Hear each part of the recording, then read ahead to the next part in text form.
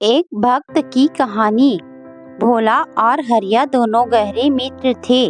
दोनों के खेत पास पास थे। दोनों अपने अपने खेतों में मिलजुल कर काम करते थे। एक दिन हरिया ने भोला से कहा, भोला, हम इतनी मेहनत से फसल उगाते हैं, लेकिन फिर भी हमारी गरीबी दूर नहीं होती है। हमें कुछ और काम करना चाहिए।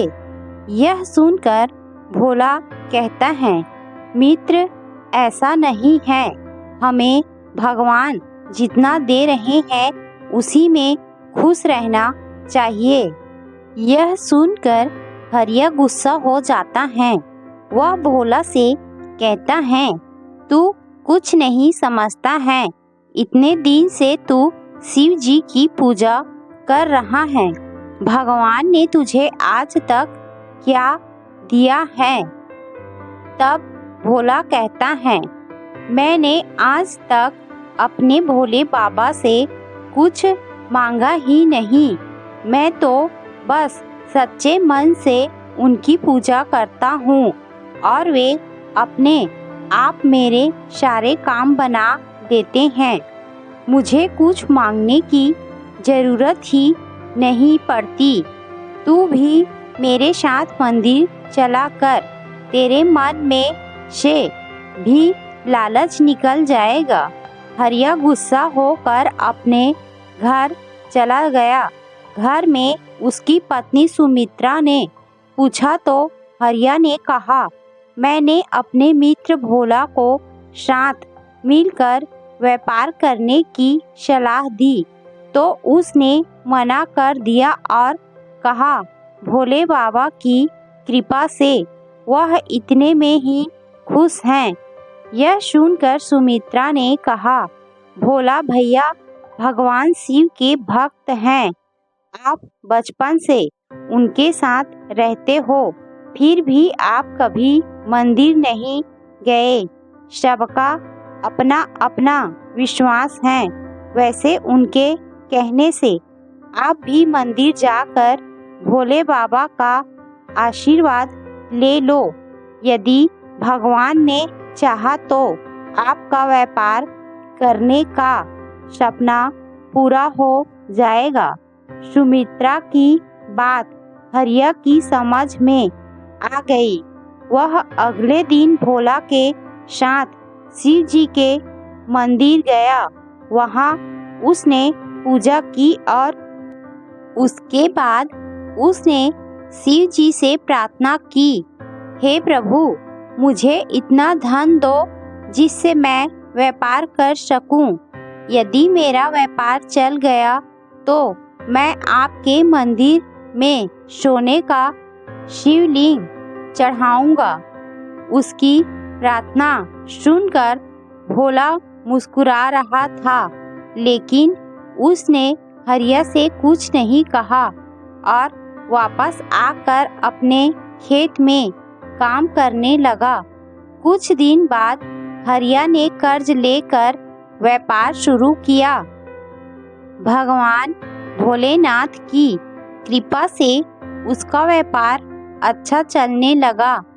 एक दिन हरिया भोला से मिलने गया और उसने कहा, भोला देख, तूने भोले बाबा की इतने साल भक्ति की पर कुछ नहीं मांगा और मैं तेरे साथ केवल एक बार बाबा के मंदिर गया और भगवान से सोने का शिवलिंग चढ़ाने की बात की।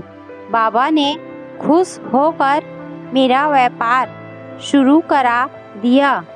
तब भोला ने कहा, तुमने जो मांगा तुम्हें मिल गया। मैंने तो केवल भगवान की भक्ति मांगी थी, जिससे मैं बहुत खुश हूँ। तुम्हारी खुशी धन दौलत में है, मेरी खुशी मेरे भोलेनाथ की भक्ति में है। तब हरिया ने घमंड में कहा, देखना, इस साल शिवरात्रि पर मैं सोने का शिवलिंग चढ़ाऊंगा। तब बाबा मुझे और धनवान बना देंगे। उसकी बात सुनकर भोला मुस्कुरा कर रह गया। भोला ने शाम को घर जाकर अपनी पत्नी कमला को यह सारी बात बताई। तब कमला ने कहा, आपके भोले बाबा भी भेदभाव करते हैं। आपके मित्र की एक दिन की पूजा से प्रसन्न होकर उसे धन दे दिया और आप इतने सालों से पूजा पाठ कर रहे हैं, उसका क्या? कल आप भी मंदिर जाकर बाबा से कहना कि आप भी सोने का शिवलिंग चढ़ाएंगे।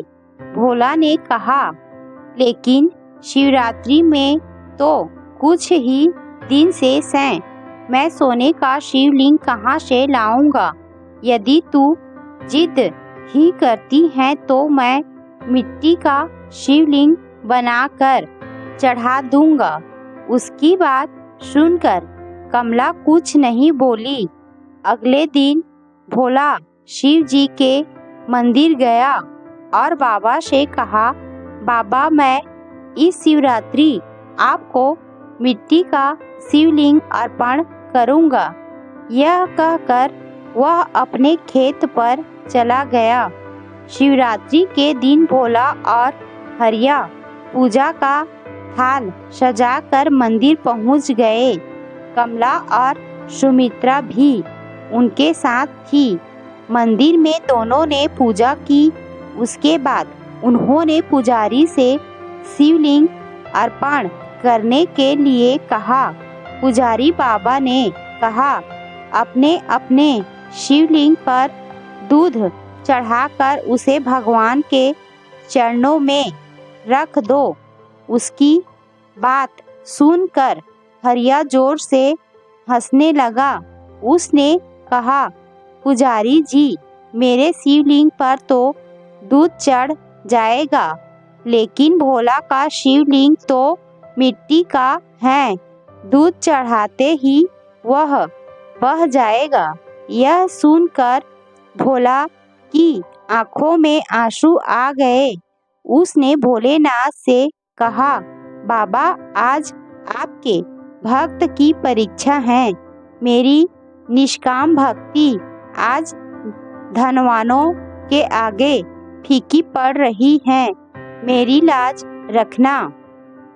प्रभु, इसके बाद दोनों मित्रों ने अपने हाथ में दूध का लोटा लेकर दूध चढ़ाना शुरू किया। दूध चढ़ाते समय हरिया का सोने का शिवलिंग मिट्टी का बनकर बहने लगा और भोला का शिवलिंग दूध चढ़ाते ही सोने का बन गया। यह देखकर भोला खुश हो गया और हरिया रोने लगा। तब भोला ने उसे समझाया, मित्र, भगवान धन से नहीं मन के भाव से प्रसन्न होते हैं।